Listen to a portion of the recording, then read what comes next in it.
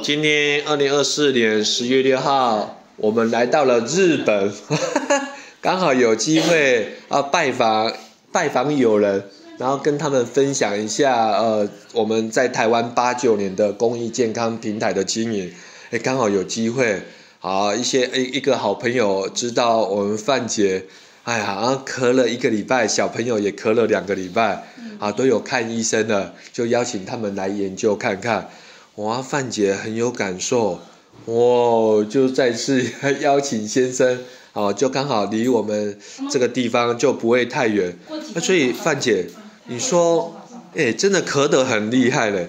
我看那个咳的频率应该是1分钟、2分钟不到就咳了嘞。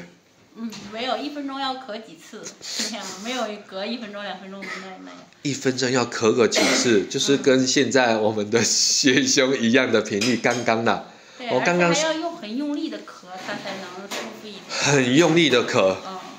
你说以前你会这个样子吗？还是不会？是刚好，好像你说。以前感冒也会。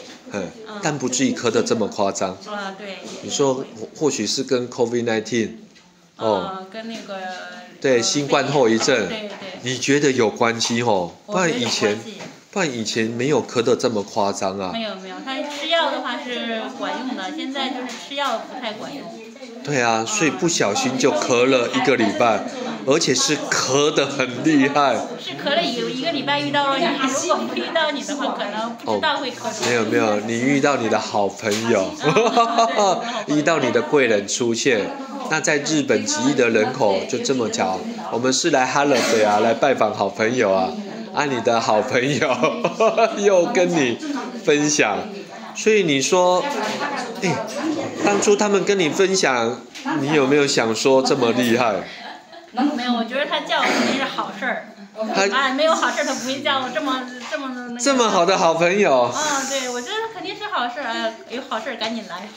是，你咳了1个礼拜了，都有看医生，所以来之前我们大概是5点50分那时候真的咳的频率是真的蛮夸张的。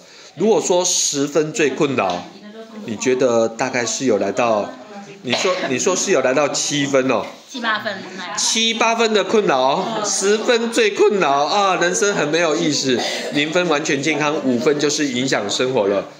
范姐来到7、8分的困扰，所以你说大概是20-30分钟，因为我有在观察，大概是30分钟之内，真的整个频率是不一样的。前10分钟、15分钟、20分钟好像还 OK， 还有一些频率比较高，但是有缓和下来了。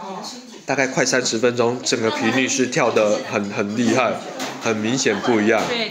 所以你觉得7、8分的困扰，你说剩下1-2分的样子。剩下1-2分，范姐，你应该不是我请来打广告的吧？是，这个没有。所以你真的很高兴，很感谢那位好朋友跟你邀请。对。那你刚好你家离这边3到5分钟。对，然后我这感觉特别好，马上就把我买1送1，全家大小一起，你也感受到你的女儿喉咙咳嗽的频率真的不一样。刚刚先生也说，他的喉咙的这种感觉也不一样，所以很放松。真的都是上天拨转。那你回家要跟你们家的神明祖先点香道谢有机会上天的好，真的要透过范姐你来帮忙家人亲朋好友，还有更多的人所以我上天在你身上加持拨转，我们也可以看见范姐正能量满满，笑容满面所以很快她就收到上天礼物所以有机会再跟先生分享不一样的上天的恩典。因为真的有感受你应该也有感觉，咳的频率，先生咳的频率好像不太一样的你们多少也可以感受得到，因为刚刚范姐的频率就是跟先生学兄的频率是一样的高那是再次恭喜我们范姐宝贵的一个分享日本之光。我们以后咳嗽都来讲范姐的一个故事再次感谢你宝贵的分享协助我们大数据收集恭喜感恩恭喜。